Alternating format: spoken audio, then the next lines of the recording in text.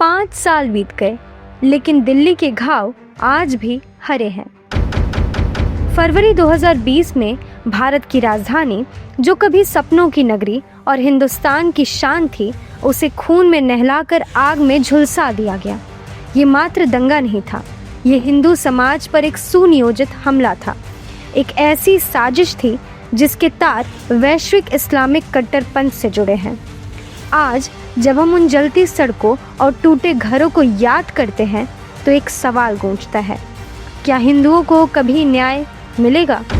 ये वृत्त चित्र उस अनकही सच्चाई को सामने लाता है जिसे वामपंथी मीडिया ने जिहादी ताकतों के साथ मिलकर दबाने की कोशिश की। ये हिंदू पीड़ितों के चीखों का आवाहन है जो आज भी हवा में गूंज रही है। दिसंबर 2019 नागरिकता संशोधन कानून यानी CAA, जो पड़ोसी इस्लामिक देशों में सताए गए हिंदुओं, सिखों और ईसाइयों के साथ मिलकर अन्य पीड़ित अल्पसंख्यकों को शरण देने के लिए था, लेकिन कट्टरपंथी इस्लामिक ताकतों ने इसे अपनी वर्चस्ववादी सोच पर हमला माना और विरोध का नाटक शुरू किया। सड़कों पर टेंट लगे, धरने हुए, दिल्ली को बंधक बना लिया गया।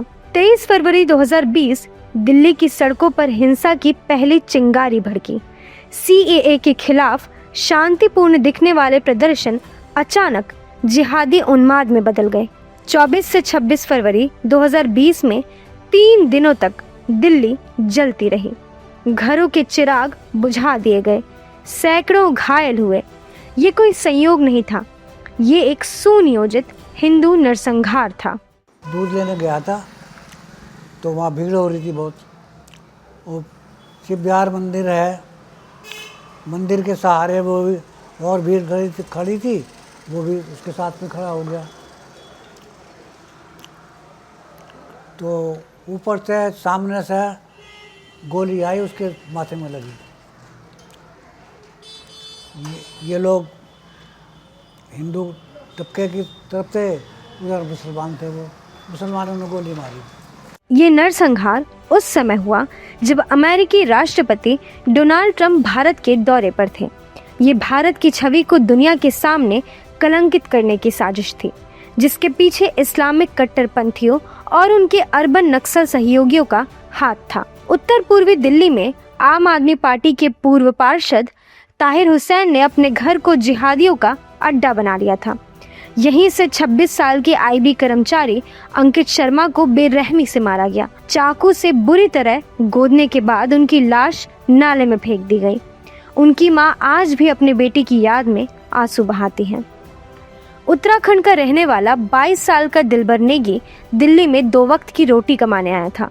जिहादियों ने पहले उसके हाथ पैर काटे, फिर उसे जिंदा जला दिया। उसकी जली हुई लाश को देखकर पुलिस तक कांप उठी थी। यह क्रूरता इस्लामिक कट्टरता का वह चेहरा है जिसे दुनिया से छिपाया जाता है। भगवान पैर में भगवान में नहीं रहा, माँ ऊपर में भगवान जो रोनो तो आज ना लौड़ी मारी काटे उन्होंने। दिलबर नेगी जो था रेस्ट कर रहा था, उस टाइम पे सो रहा था। हमारा सामने जो गोदाम उसका शटर खुला हुआ था। उसी दौरान जो कुछ लड़के जो दंगाई थे वो हमारे सामने गोदाम में घुस गए। घुसने के बाद लगभग 50 लड़के होंगे आसपास। घुसने के बाद शाम को ही हमें पता लगा कि दिलबर नेगी वहाँ से निकल नहीं पाया है। वो उस दौरान उसी में फंस गया था गोदाम में।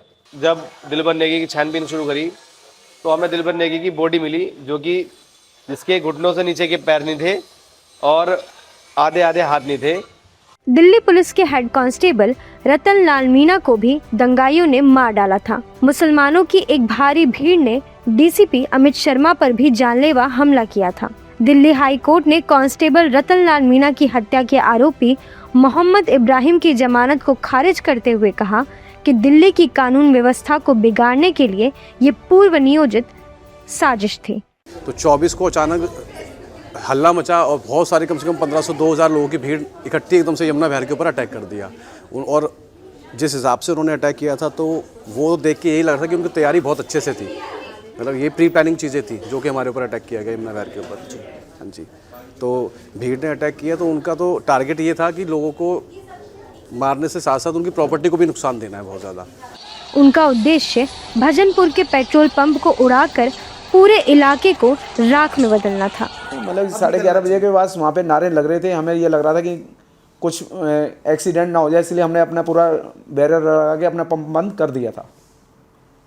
उसके बाद वो पंप के अंदर ही घुसी आए तो हम अपने दीवार कूद के भाग गए। बस दिमाग में इस चीज़ों को तो मैं भूल चुका हूँ और ना मैं याद करना चाहता।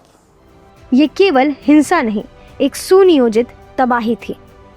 2020 में उत्तर पूर्व दिल्ली में हुए दंगों का मास्टरमाइंड जेएनयू का पूर्व छात्र नेता उमर खालिद था। दिल्ली हाई कोर्ट ने उसके खिलाफ लगे सभी आरोपों को गंभीर बताते हुए उसकी जमानत याचिका को खारिज कर दिया। उमर खालिद ने शर्जील इमाम, सफूरा जरगर, मारीन हैदर, ताहिर हुसैन, आसिफ इकबाल तन्हा, खालिद सैफी, फजल फारखी, इशरत जहां, नताशा नरवाल, देवांगना कलिता, शिफा उर रहमान और गुलफिशा फातिमा जैसे लोगों के साथ मिलकर दंगों की साजिश रची थी। Group of intellectual and academicians की रिपोर्ट इसे अर्बन नक्सल जिहादी नेटवर्क की साजिश बताती है। हिंदुओं को निशाना बनाना उसका एकमात्र लक्ष्य था। दिल्ली के दंगे कोई अकेली घटना नहीं है, ये उस वैश्विक इस्लामिक आतंक का हिस्सा है जो सभ्यताओं को निगल रहा है। फ्रांसीसी थिंक टैंक फोंडापोल की रिपोर्ट कहती है 1979 से अप्रैल 2024 तक 66,872 इस्लामिक आतंकी हमले हुए। इनमें 2,49,941 लोग मारे गए। 96.7% हमले मध्य पूर्व, उत्तर अफ्रीका, दक्षिण एशिया और सब सहारा अफ्रीका में हुए। अमेरिका के 9 नवंबर हमले में अलकायदा ने 3,000 लोगों की जान ली थी। फ्रांस के चार्ली हेब्दो और नीस हमले में कट्टरपंथियों की बर्बरता हुई थी। भारत का 2008 का मुंबई हमला लश्कर-ए-तैयबा ने 166 लोगों को मार डाला था। जापान में 2023 में एक मुस्लिम प्रवासी ने शिंटो तीर्थस्थल को नष्ट कर दिया था। दुनिया के 195 देशों में सिर्फ 14 ऐसे देश हैं जहां इस्लामिक हिंसा नहीं हुई है। तुवालू जैसे छोटे द्वीप हैं जहां मुस्लिम आबादी 0.5% से भी कम है, जो इस खतरे से बचे रह गए। ये साफ संकेत है कि जहां इस्लामिक जनसंख्या बढ़ती है वहां शांति खत्म हो जाती है। सही अर्थों में ये श्रद्धांजलि तभी सार्थक होगी जब हम सब एक अटूट संकल्प लें कि दिल्ली दंगे जैसी कायरतापूर्ण त्रासदी फिर कभी नहीं दोहराई जाएगी। हमारी पवित्र धरती पर इस्लामिक कट्टरता की जहरीली हवा को एक और सांस लेने का मौका नहीं मिलेगा। हम वचन देते हैं कि ना कोई हिंदू माँ अपने बेटे को जिहादी पंजों में खोएगी, ना कोई बहन अपने भाई के शव पर आंसू बहाएगी, ना कोई पत्नी अपने सुहाग को मुस्लिम कट्टरवाद की रक्त वासना की भेंट चढ़ते देखेगी। जिहाद का जहर फिर कभी किसी घर का दीपक नहीं बुझाएगा। हम इस्लामिक कट्टरता के खिलाफ खड़े होंगे, एक अडिग सेना की तरह।